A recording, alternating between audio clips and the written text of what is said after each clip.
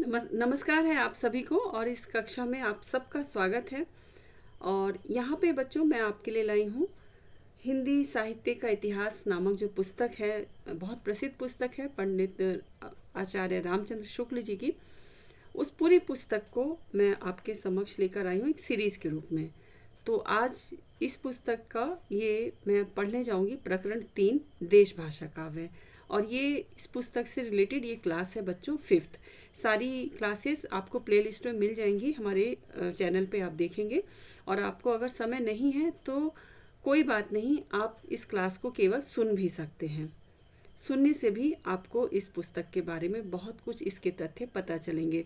और एक और बात मैं कह दूं बच्चों कि जो भी हिंदी साहित्य के विद्यार्थी हैं, जो नए हैं, जो पुराने हैं, उनको नहीं कह रही हूँ, वो ऑलरेडी पढ़ चुके होंगे, इस पुस्तक को कई बार पढ़ चुके होंगे, आत्मसात कर चुके होंगे। लेकिन जो अभी बिल्कुल नए आए हैं, जिन्होंने अभी रिसेंटली मास्टर्स किया है, जो अब हिंदी साहित्य के क्षेत्र में अपनी जगह बनाना चाहते हैं, उनके लिए ये पुस्तक एक वैतरणी की तरह है, एक नैया की तरह है। इसको पढ़े बिना आप हिंदी साहित्य रूपी समुद्र को पार नहीं कर सकते। तो चलिए, आपकी सुविधा के लिए ये पुस्तक मैं वीडियो रूप में भी लेकर आई हूँ और इसका मैं ये 5वां पार्ट है, इसको शुरू करती हूँ। और एक और बात बता दूं बच्चों, ये प्रकरण 3 जो है बहुत लंबा है, ये लगभग 20 पेजों का है, 20 पृष्ठ है इसमें। तो मैं इसको 2 भाग में लेकर आई हूँ।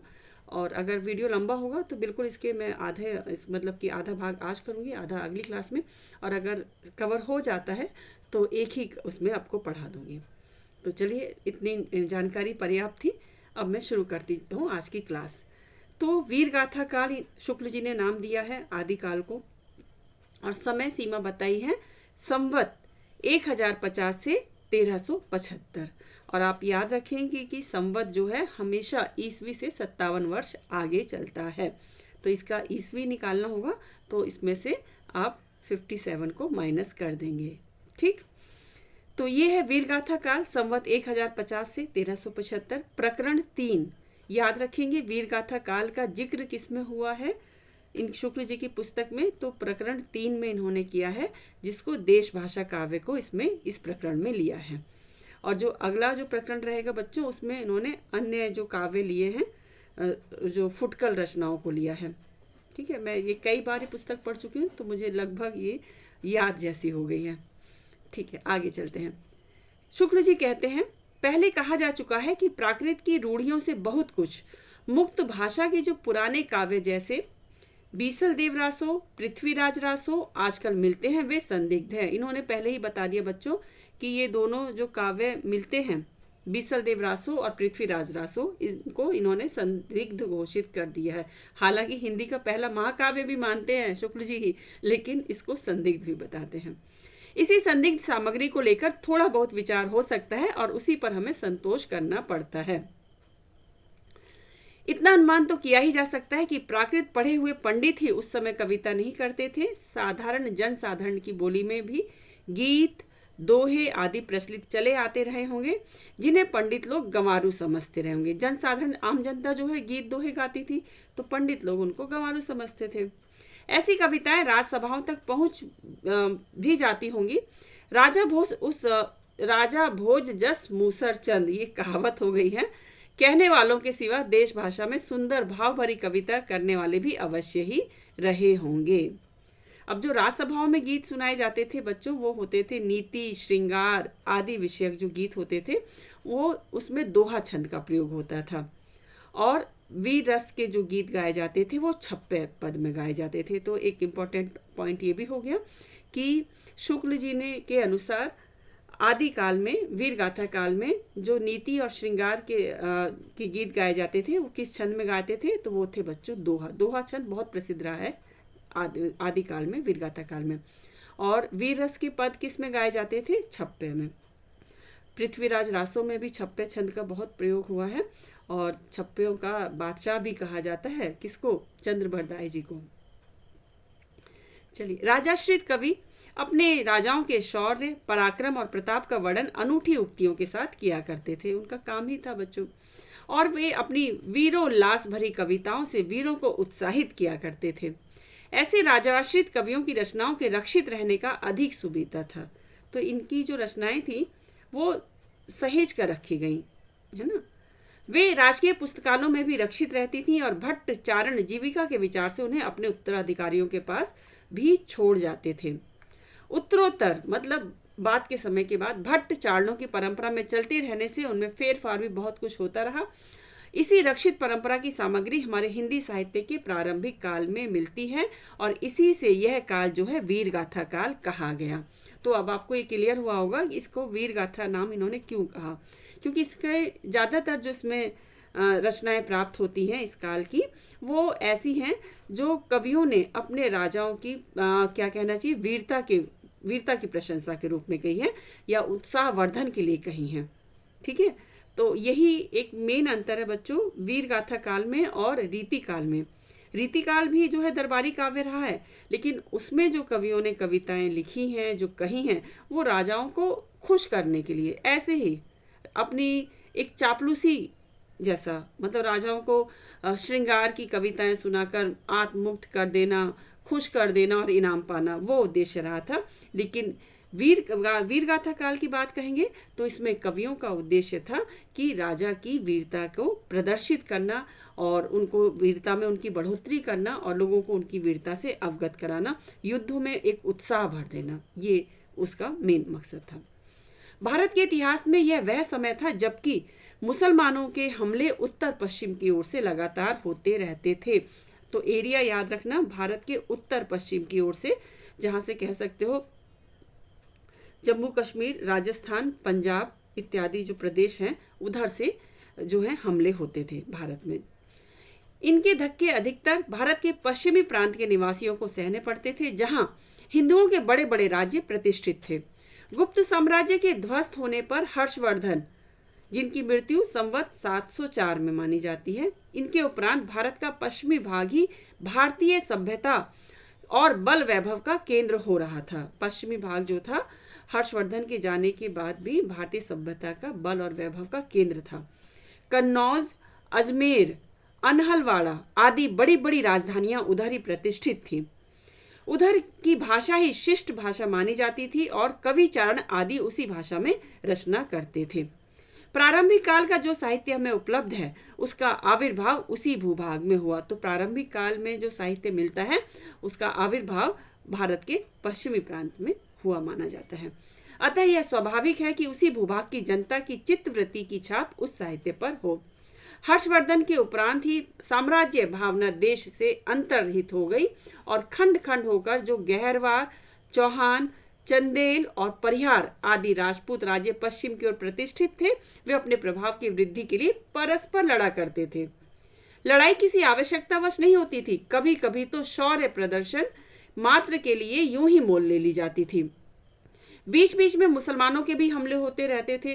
सारांश यह है कि जिस समय से हमारे हिंदी साहित्य का अभ्युदय होता है वह लड़ाई भिड़ाई का समय था, वीरता के गौरव का समय था और सब बातें पीछे पड़ गई थी। हम लोगों का समय था बच्चों, तो वीरता का ही समय माना जा सकता है, बाकी सभी बातें गौण हो गई थी।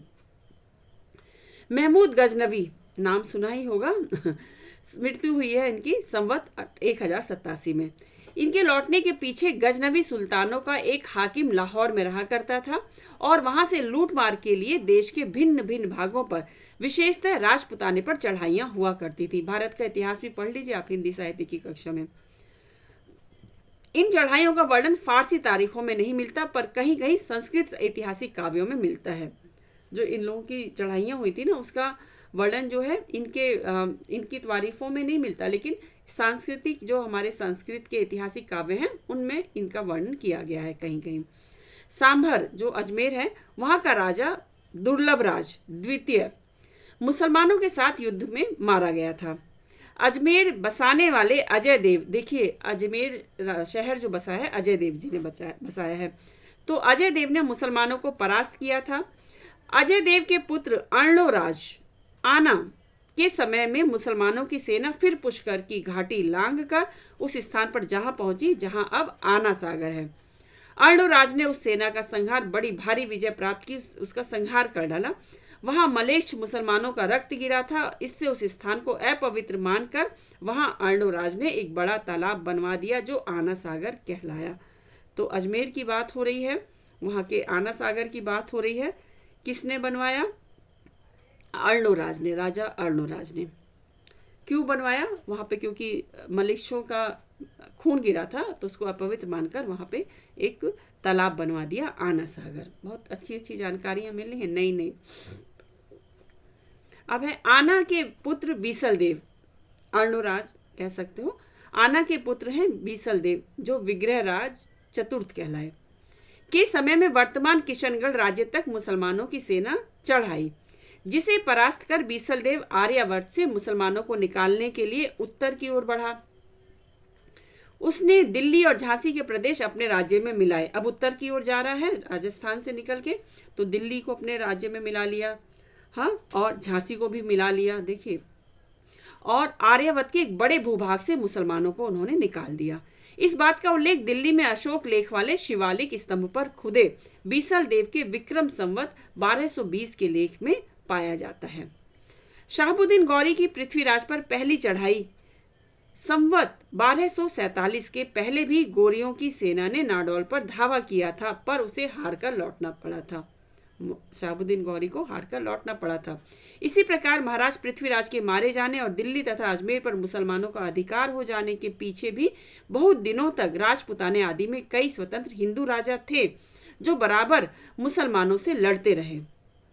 इसमें सबसे प्रसिद्ध रणथंभौर के महाराज हम्मीर देव हुए हैं, सबसे प्रसिद्ध हुए हैं। पृथ्वीराज के बाद भी जो लड़ते रहे वो है हम्मीर देव, जो महाराज पृथ्वीराज चौहान की वंश परंपरा में से हैं। वे मुसलमानों से निरंतर लड़ते रहे और उन्होंने उन्हें कई बार हराया था। सारांश यह कि पठानों के शासन काल तक हिंदू बराबर स्वतंत्रता के लिए लड़ते रहे। राजा भोज की सभा में खड़े होकर राजा की दानशीलता का लंबा चौड़ा वर्णन करके लाखों रुपए पाने वाले कवियों का समय अब बीत चुका था। राज दरबारों में शास्त्रार्थों की वह धूम नहीं रह गई थी। पांडित्य के चमत्कार पर पुरस्कार का विधान भी ढीला पड़ गया था। उस समय तो जो भाट या चरण किसी राजा के पराक्रम, विजय, शत्रु कन्या हरण आदि का अत्युक्तिपूर्ण आलाप करता या रण क्षेत्रों में जाकर वीरों के हृदय में उत्साह की उमंगे भरा करता था, वही सम्मान पाता था। ये देखिए बहुत महत्वपूर्ण है कि ये समय जब ऐसा आया, जब मतलब कि मुस्लिमों का साम्राज्य बढ़ता गया और तब जो राजा स्वतंत्रता के लिए लड़ते रहे, तो अब उस समय तक साहित्य में क्या आ गया था, कवियों की क्या वो हो गई थी, कहना चाहिए प्राथमिकता कि कवि मतलब चारण या भाट, जो राजा के पराक्रम, उनकी विजय, शत्रु कन्या का हरण आदि का मतलब कि अतियुक्तिपूर्ण आलाप करते थे, या रण क्षेत्र में मतलब युद्ध के मैदानों में जाकर वीरों के हृदय में उत्साह की उमंगे पड़ते थे। अब केवल वही सम्मान पाते थे। इस दशा में काव्य या साहित्य के और भिन्न भिन्न अंगों की पूर्ति और समृद्धि का सामुदायिक प्रयत्न कठिन था। उस समय तो केवल वीर गाथाओं की उन्नति संभव थी। इस वीर गाथा को हम दोनों रूपों में पाते हैं, मुक्तक के रूप में भी और प्रबंध के रूप में भी। फुटकल रचनाओं का विचार छोड़कर यहाँ वीर गाथात्मक प्रबंध काव्यों का ही उल्लेख किया जाता है। तो फुटकल को उन्होंने यहाँ छोड़ दिया है और प्रबंध काव्यों का जिक्र इन्होंने यहाँ किया है, शुक्ल जी ने। जैसे यूरोप में वीर गाथाओं का प्रसंग युद्ध और प्रेम रहा, वैसे ही यहाँ भी था। वीर गाथाओं का प्रसंग क्या होता था बच्चों? युद्ध और प्रेम। किसी राजा की कन्या के रूप का संवाद पाकर दल बल के साथ चढ़ाई करना और प्रतिपक्षियों को पराजित कर उस कन्या को हार कर लाना वीरों के गौरव और अभिमान का काम माना जाता था। देख लीजिए स्त्री के लिए युद्ध करने चले जाते थे, कितने सैनिकों को शहीद होना पड़ता था और उसी में इनकी वीरता थी। इस प्रकार इन काव्यों में श्रृंगार का भी थोड़ा बहुत मिश्रण रहता था, पर गौड़ रूप में। प्रधान रस वीर ही रहता था। श्रृंगार केवल सहायक के रूप में रहता था। जहां राजनीतिक कारणों से भी युद्ध होता था, वहां भी उन कारणों का उल्लेख न कर कोई रूपवती स्त्री ही कारण कल्पित करके रचना की, मतलब कल्पना रूप में ही कोई स्त्री के लिए युद्ध है ऐसा बता दिया जाता था। जैसे शहाबुद्दीन के यहाँ से एक रूपवती स्त्री का पृथ्वीराज के यहाँ आना ही लड़ाई की जड़ लिखी गई। शहाबुद्दीन के यहाँ से उसको संयोगिता को हर के लाए ना, तो वही लड़ाई की जड़ बन गई। हम्मीर पर अलाउद्दीन की चढ़ाई का भी ऐसा ही कारण कल्पित किया गया है। इस प्रकार इन काव्यों में प्रथानुकूल कल्पित घटनाओं की बहुत अधिक योजना रहती है। अब ये वीर गाथाएं दो रूपों में मिलती हैं, प्रबंध काव्य के साहित्यिक रूप में और वीर गीतों जो बैलेट्स बोलते हैं इनके रूप में मतलब ऐसे ही गीत के रूप में मिलती है या प्रबंध रूप में भी मिलती है। साहित्यिक प्रबंध के रूप में जो सबसे प्राचीन ग्रंथ उपलब्ध है वह है पृथ्वीराज रासो। तो सबसे ज़्यादा प्राचीन ग्रंथ इन्होंने शुक्ल जी ने बता दिया, तो ये निर्धारित हो गया, पृथ्वीराज रासो ही साहित्य का सबसे प्राचीन ग्रंथ माना जाता है। वीर गीत के रूप में हमें सबसे पुरानी पुस्तक बीसल देव रासो मिलती है। अब जब गीत की बात करें, ये तो प्रबंध पुस्तक हो गई, प्रबंध ग्रंथ है, और फुटकल कह सकते हो वीर गीत के रूप में पुरानी पुस्तक का जिक्र इन्होंने किया है बीसल देव रासो। यद्यपि उसमें समय अनुसार भाषा के परिवर्तन का आभास मिलता है, मतलब उसमें बहुत कुछ मूल नहीं रह के जोड़ा गया है। जो रचना कई सौ वर्षों से लोगों में बराबर गाई जाती रही है, उसकी भाषा अपने मूल रूप में नहीं रह सकती। इसका प्रत्यक्ष उदाहरण आल्हा है, जिसके गाने वाले प्रायः समस्त उत्तरी भारत में पाए जाते हैं। आल्हा उदल का नाम आपने सुना होगा। आल्हा एक गीत रूप में भी गाया जाता है और ये उत्तरी भारत में, मतलब कह सकते हो मध्य प्रदेश के बुंदेलखंड का बहुत प्रसिद्ध लोकगीत है। यहाँ पर वीर काल के उन ग्रंथों का उल्लेख किया जाता है जिसकी या तो प्रतियां मिलती हैं या कहीं उल्लेख मात्र पाया जाता है। ये ग्रंथ रासो कहलाते हैं। तो यहाँ पे इन्होंने उन ग्रंथों का उल्लेख किया है जिसकी या तो प्रति मिली है या कहीं उल्लेख हुआ है, और इनको इन्होंने क्या कहा है, रासो ग्रंथ कहा है। कुछ लोग इस शब्द का संबंध रहस्य से बतलाते हैं। ये पंक्ति आ चुकी है और पूछी भी जाती है कि शुक्ल जी ने क्या कहा है। तो इन्होंने बताया है कि कुछ लोग रासो शब्द का संबंध रहस्य से बतलाते हैं, पर बीसल देव रासो में काव्य के अर्थ में रसायन शब्द बार बार आया है। अतः हमारी समझ में इसी रसायन शब्द से होते होते रासो हो गया है। That's it. अर्थात शुक्ल जी ने रासो शब्द का अर्थ किस संदर्भ में लिया है, रसायन के रूप में। अब इसमें जो रचनाएं हैं नोट करते चलना। पहली है खुमान रासो। संवत 810 और 1000 के बीच में चित्तौड़ के रावल खुमान नाम के 3 राजा हुए हैं। कर्नल टांड ने इनको एक मानकर इनके युद्धों का विस्तार से वर्णन हुआ है। 3 राजा न मानकर रावल खुमान नाम का एक ही राजा माना है कर्नल टांड ने, और इसका इनके युद्धों का विस्तार से वर्णन भी किया है। उनके वर्णन का सारांश यह है कि काल भोज बाप्पा के पीछे खुमान गद्दी पर बैठा, जिसका नाम मेवाड़ के इतिहास में प्रसिद्ध है, और जिसके समय में बगदाद के खलीफा अलमामू ने चित्तौड़ पर चढ़ाई की। खुमान की सहायता के लिए बहुत से राजा आए और चित्तौड़ की रक्षा हो गई। खुमान ने 24 युद्ध किए और विक्रम संवत 869 से 893 तक राज्य किया। यह समस्त वर्णन दलपत विजय नामक किसी कवि के रचित खुमान रासो के आधार पर लिखा गया जान पड़ता है। एकदम श्योर ये भी नहीं है, इन्होंने जान पड़ता यहाँ पे शब्द लिख दिया है। तो खुमान रासो के रचयिता माने जाते हैं दलपत विजय, लेकिन कंफर्म नहीं है। पर इस समय खुमान रासो की जो प्रति प्राप्त है वह अपूर्ण है और उसमें महाराणा प्रताप सिंह तक का ही वर्णन है। कालभोज बाप्पा से लेकर तीसरे खुमान तक की वंश परंपरा इस प्रकार है। पहला है कालभोज बाप्पा, खुमान मातट, भृतपट सिंह खुमान, ये दूसरा है, और महायक खुमान ये है तीसरा।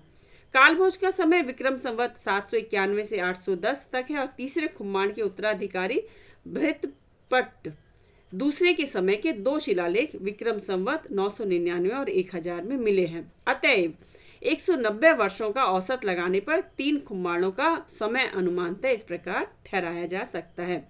खुमान पहला उसको बताते हैं विक्रम संवत 810 से 865। खुमान दूसरा ये विक्रम संवत 870 से 900 के बीच, और खुमान तीसरा विक्रम संवत 965 से 990 के बीच में। अब्बासिया वंश का अलमामू विक्रम संवत 870 से 890 तक खलीफा रहा। इस समय के पूर्व खलीफाओं के सेनापतियों ने सिंध देश की विजय कर ली थी और उधर से राजपुताने पर मुसलमानों की चढ़ाइयाँ होने लगी। आप लोग एक चित्र सा मन में सोचते जाइए इस कहानी को, इतिहास के बारे में यहाँ शुक्ल जी ने बताया है, तो सच्ची कहानियाँ हैं। अतएव यदि किसी खुमान से अलमाम की सेना की लड़ाई हुई होगी तो वह दूसरा खुमान रहा होगा और उसी के नाम पर खुमान रासो की रचना हुई होगी। तो उन्होंने द्वितीय खुमान के ऊपर ये रचना रची हुई बताई है। यह नहीं कहा जा सकता कि इस समय जो खुमान रासो मिलता है उसमें कितना अंश पुराना है। उसमें महाराणा प्रताप सिंह तक का वर्णन मिलने से यह निश्चित रूप से कहा जा सकता है कि जिस रूप में यह ग्रंथ अब मिलता है वह उसे विक्रम संवत की 17वीं शताब्दी में प्राप्त हुआ होगा। शिव सिंह सरोज के कथनानुसार, उन्होंने उनकी पुस्तक से बहुत कुछ हेल्प ली है, तो उन्होंने उल्लेख भी किया है कि शिव सिंह सरोज के कथनानुसार एक अज्ञातनामा भाट ने खुमान रासो नामक काव्य ग्रंथ लिखा था, जिसमें श्री रामचंद्र से लेकर खुमान तक के युद्धों का वर्णन था। यह नहीं कहा जा सकता कि दलपत विजय असली खुमान रासो का रचयिता था अथवा उसके पिछले परिशिष्ट का, ये यहाँ पे स्पष्ट कर दिया गया है। तो ये पहला हो गया बच्चों खुमान रासो, जिसके कवि माने जाते हैं क्या, दलपत विजय। चलिए अब अगला है बीसल देव रासो। बीसल देव रासो नरपति नाल्ह कवि विग्रह राज चतुर्थ उपनाम बीसल देव का समकालीन था। कदाचित यह राजकवि था। इसने बीसल देव रासो नामक एक छोटा सा 100 पृष्ठों का ग्रंथ लिखा है, जो वीर गीत के रूप में, ये वीर गीत के रूप में है। ग्रंथ में निर्माण काल यूं दिया है, ग्रंथ में इसका जिक्र किया है, क्या लिखा है, 12 से 72 मझारी जेठ बदी नवमी बुधवारी नाल्ह रसायन आरंभई शारदा तुठी ब्रह्म कुमारी। इन्होंने बताया मतलब 12 से 72 का स्पष्ट अर्थ 1212 है। 72 शब्द बरहोत्तर द्वादशोत्तर का रूपांतर है, मतलब कि 12 को संस्कृत में इस तरह से बोला जाता है। अतः 12 से 72 का अर्थ द्वादशोत्तर 12 से अर्थात 1212 रहा होगा। गणना करने पर, इनकी बात को ही नहीं माना, उन्होंने गणना भी की शुक्ल जी ने, उन्होंने गणना करने पर विक्रम संवत 1212 में ज्येष्ठ बधी नवमी को बुधवार ही पड़ता है। देखिए दिन वही निकल के आ रहा है। तो कवि ने अपने रासों में सर्वत्र वर्तमान काल का ही प्रयोग किया है, जिससे वह बीसल देव का समकालीन जान पड़ता है। नरपति नाल्ह जी बीसल देव जी के समकालीन जान पड़ते हैं। विग्रह राज चतुर्थ बीसल देव का समय भी 1220 के आसपास है। उसके शिलालेख भी संवत 1210 और 1220 के प्राप्त हैं। बीसल देव रासों में 4 खंड हैं, महत्वपूर्ण है, जान जाइए। बीसल देव रासो जो गीत काव्य है इसमें 4 खंड हैं, ठीक है। और यह काव्य लगभग 2000 चरणों में समाप्त हुआ है और इसकी कथा का सार यूं है। इसकी कथा पूछ ली जाती है, बहुत प्रसिद्ध नायक है और बहुत प्रसिद्ध नायिका है, नायक से ज़्यादा प्रसिद्ध है इसकी नायिका राजमती। तो पहला खंड में है मालवा के भोज परमार की पुत्री राजमती से सांभर के बीसल देव का विवाह होना। दूसरे खंड में है बीसल देव का राजमती से रूठकर उड़ीसा की ओर प्रस्थान करना तथा वहां 1 वर्ष तक रहना। अब ये राजस्थान से उड़ीसा आ गए, रूठ कर आ गए। फिर तीसरे खंड में राजमती का विरह वर्णन तथा बीसल देव का उड़ीसा से लौटना दिखाया गया है। और जो चौथा खंड है इसमें भोज का अपनी पुत्री को अपने घर लिवा ले जाना तथा बीसल देव का वहां जाकर राजमती को फिर से चित्तौड़ लाना, ये कहानी दिखाई गई है। पति पत्नी की कहानी है। पहले विवाह होता है, फिर रूठा रूठी होती है, नायक छोड़ के चला जाता है उड़ीसा, फिर उसके बाद राजमती को यहाँ पे विरह में तड़पते हुए दिखाया जाता है, तो फिर वो उड़ीसा से वापस आ जाता है। इसके बाद यहाँ पे जो राजमती है उसके पिताजी उसको अपने घर ले जाते हैं। फिर बीसल देव जी वहाँ जाते हैं, मना के अपनी पत्नी को चित्तौड़ वापस ले आते हैं। ये कहानी है। दिए हुए संवाद के विचार से कवि अपने नायक का समसामयिक जान पड़ता है, पर वर्णित घटनाएं विचार करने पर बीसल देव के बहुत पीछे की लिखी जान पड़ती हैं, जबकि उनके संबंध में कल्पना की गुंजाइश हुई होगी। यह घटनात्मक काव्य नहीं है, वर्णनात्मक काव्य है, ठीक है। इसमें 2 ही घटनाएं हैं, बीसल देव का विवाह और उनका उड़ीसा जाना। इनमें से पहली बात तो कल्पना प्रसूत प्रतीत होती है। बीसल देव से 100 वर्ष पहले ही धार के प्रसिद्ध परमार राजा भोज का देहांत हो चुका था। अतः उनकी कन्या के साथ बीसल देव का विवाह किसी पीछे के कवि की कल्पना ही प्रतीत होती है। उस समय मालवा में भोज नाम का कोई राजा नहीं था। बीसल देव की एक परमार वंश की रानी थी। यह बात परंपरा से अवश्य प्रसिद्ध चली आती है, क्योंकि इसका उल्लेख पृथ्वीराज रासो में भी है। इसी बात को लेकर पुस्तक में भोज का नाम रखा हुआ जान पड़ता है। अथवा यह हो सकता है कि धार के परमारों की उपाधि ही भोज रही हो और उस आधार पर कवि ने उसका यह केवल उपाधि सूचक नाम दिया हो। राजा भोज लिखा था तो ये उपाधि रही हो, असली नाम न दिया हो। कदाचित इन्हीं में से किसी की कन्या के साथ बीसल देव का विवाह हुआ हो। परमार कन्या के संबंध में कई स्थानों पर जो वाक्य आए हैं उन पर ध्यान देने से यह सिद्धांत पुष्ट होता है कि राजा भोज का नाम कहीं पीछे से न मिलाया गया हो। जैसे जन्मी गोरी तू जैसलमेर, गोरड़ी जैसलमेर की। आबू के परमार भी राजपुताने में फैले हुए थे, अतः राजमती का उनमें से किसी सरदार की कन्या होना संभव है। परमार की कन्या यहाँ पे दिखाई गई है, कौन? राजमती।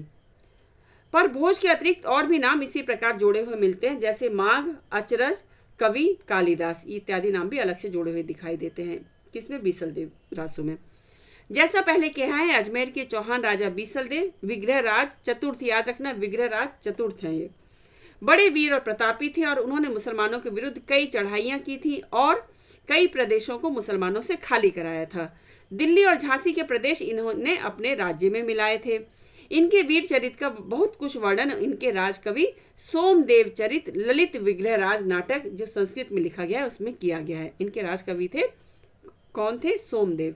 उन्होंने एक नाटक की रचना की, ललित विग्रह राज नाटक, संस्कृत में। तो इनकी वीरता का बहुत कुछ अंश उसमें लिखा गया है। कुछ अंश बड़ी बड़ी शिलाओं पर खुदा हुआ मिला है और राजपुताना म्यूजियम में सुरक्षित है। तो शिलालेख है, समझो ये एक तरह का नाटक जो है, और ये कहाँ पे सुरक्षित है? राजपुताना म्यूजियम में सुरक्षित भी है। पर नाले के इस बीसल देव में जैसा कि होना चाहिए था, न तो उक्त वीर राजा की ऐतिहासिक चढ़ाइयों का वर्णन है, न उसके शौर्य पराक्रम का।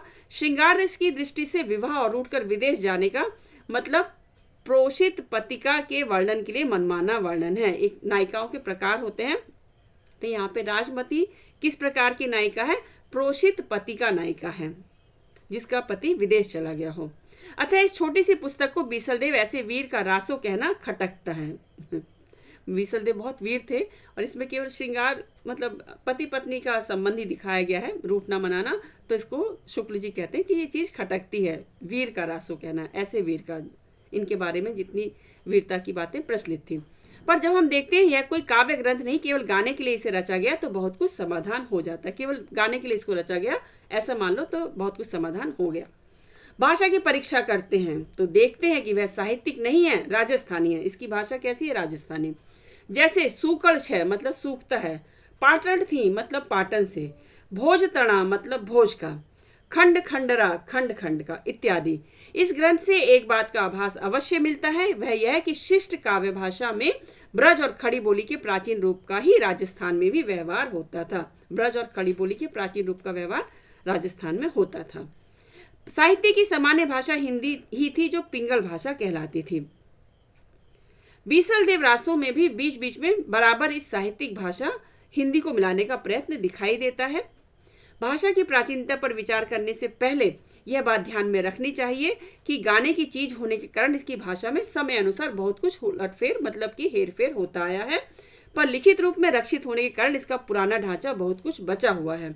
उदाहरण के लिए मेलवी मतलब मिलाकर, जोड़कर, चित्त मतलब चिता में, रणि माने रण में, प्रापिजयी प्राप्त हो या किया जाए, इणी विधि इस विधि, ईसऊ मतलब ऐसा, बाल हो मतलब बाला का। इस प्रकार नयर मतलब नगर, पसाऊ मतलब प्रसाद, पयोहर मतलब पयोधर आदि प्राकृत शब्द भी हैं जिनका प्रयोग कविता में अपभ्रंश काल से पीछे तक होता रहा है। तो आपने यहाँ पे देखा कि भाषा के बारे में उन्होंने बता दिया है कि बीसल देव रासों की भाषा कैसी है, पिंगल है ना, अपभ्रंश के साथ जो है राजस्थानी का वर्णन यहाँ पे कह सकते हो लिया गया है। देखो डिंगल और पिंगल बच्चों भाषा की तो शैलियाँ होती हैं, मैं यहाँ पे स्पष्ट कर दूँ। अपभ्रंश के साथ जब ब्रज भाषा मिलती है तो वो कहलाती है पिंगल, और अपभ्रंश के साथ जब राजस्थानी का मेल होता है तो वो कहलाती है डिंगल। तो पिंगल और डिंगल इनके दो प्रयोग भी अलग होते हैं। जहाँ पे युद्ध इत्यादि का वर्णन होता है, वीर रस का संचार होता है, वहाँ पे ज़्यादातर डिंगल भाषा शैली प्रयोग की जाती है, और जहाँ प्रेम प्रसंग इत्यादि होते हैं, श्रृंगार रस की बात हो, तो वहाँ पिंगल प्रयोग की जाती है। चलिए आगे थोड़ा सा और बता देते हैं, आधा घंटा लगभग होने वाला है। अब इसमें आए हुए कुछ फारसी, अरबी, तुर्की शब्दों की ओर भी ध्यान जाता है, जैसे महल, इनाम, नेजा, ताजनो, ताजियाना आदि। जैसा कहा जा चुका है, पुस्तक की भाषा में फेरफार अवश्य हुआ है, अतः ये शब्द पीछे से मिले हुए भी हो सकते हैं, और कवि द्वारा व्यवहृत भी। कवि के समय से पहले ही पंजाब में मुसलमानों का प्रवेश हो गया था और वे इधर उधर जीविका के लिए फैलने लगे थे, अतः ऐसे साधारण शब्दों का प्रचार कोई आश्चर्य की बात नहीं। बीसलदेव के सरदारों में ताजुद्दीन मियाँ भी मौजूद हैं, ये उसका उदाहरण दे दिया गया है। उपर्युक्त विवेचन के अनुसार यह पुस्तक न तो वस्तु के विचार से और न भाषा के विचार से अपने असली और मूल रूप में कही जा सकती है। राय बहादुर पंडित गौरी शंकर हीराचंद ओझा, बहुत बड़ा नाम है, याद रख लीजिएगा, हीराचंद ओझा ही पढ़ते हैं ऐसे। राय बहादुर पंडित गौरी शंकर हीराचंद ओझा ने इसे हम्मीर के समय की रचना कहा है। राजपूताने का इतिहास भूमिका पृष्ठ संख्या 19 में ये जिक्र हुआ है। यह नरपति नाले की पोथी का विकृत रूप अवश्य है, जिसके आधार पर हम भाषा और साहित्य संबंधी कई तथ्यों पर पहुंचते हैं। ये कथन बच्चों आ चुका है कि यह पुस्तक न तो वस्तु के विचार से और न भाषा के विचार से अपने असली और मूल रूप में कही जा सकती है। किस पुस्तक के बारे में ये शुक्ल जी कहते हैं, तो ये कहते हैं बीसलदेव रासो के बारे में। आगे देखते हैं। ध्यान देने की पहली बात है, राजपुताने के एक भाट का अपनी राजस्थानी में हिंदी का मेल करना, जैसे मोती का आखा किया, चंदन काठ को माणवो, सोना की चोरी, मोती की माल इत्यादि, जिससे यह सिद्ध हो जाता है कि प्रादेशिक बोलियों के साथ साथ ब्रज या मध्य देश की भाषा का आश्रय लेकर एक सामान्य साहित्यिक भाषा भी स्वीकृत हो चुकी थी, जो चारणों में पिंगल भाषा के नाम से पुकारी जाती थी। अभी जस्ट मैंने आपको बताया। अपभ्रंश के योग से शुद्ध राजस्थानी भाषा का जो साहित्यिक रूप था वह डिंगल कहलाता था। याद रखना, अपभ्रंश के साथ ब्रज इत्यादि का मेल होगा तो पिंगल, अपभ्रंश के साथ शुद्ध राजस्थानी का मेल होगा तो डिंगल। हिंदी साहित्य के इतिहास में हम केवल पिंगल भाषा में लिखे हुए ग्रंथों का ही विचार कर सकते हैं। दूसरी बात जो कि साहित्य से संबंध रखती है, वीर और श्रृंगार का मेल है। इस ग्रंथ में श्रृंगार की ही प्रधानता है, वीर रस किंचित आभास मात्र है। संयोग और वियोग के गीत ही कवि ने गाए हैं। ये निचोड़ इन्होंने यहाँ पे स्पष्ट कर दिया है, पूरा पोस्टमार्टम कर दिया इस पुस्तक का, और ये कंक्लूजन निकाल के शुक्ल जी ने यहाँ दे दिया है। चलिए अब ये क्लास को, ये बीसलदेव के कुछ पद यहाँ पे दे दिए गए हैं उदाहरण के रूप में। तो अब मैं इसी के साथ आज की क्लास को बच्चों मैं विराम देती हूँ, क्योंकि आधा घंटा हो गया और इससे ज़्यादा लंबे वीडियो देखना बहुत लोग पसंद नहीं करते, आप पे बर्डन भी ना पड़े समय का। तो ये अभी मैं यहाँ पे विश्राम लेती हूँ। अगले वीडियो में आगे के ग्रंथों की बातें करेंगे जो शुक्ल जी ने कही हैं। मुझे उम्मीद है कि आपको पसंद आ रहा होगा और समझ में भी आ रहा होगा। अपने विचारों से मुझे ज़रूर अवगत कराइएगा, मैं प्रतीक्षारत हूँ। और चलिए मिलते हैं अगली कक्षा में आगे के खंड के साथ, आगे जो और भी जो ग्रंथों की इन्होंने बात की है, रासो ग्रंथों की, उसके साथ। चलिए तब तक के लिए बाय बाय।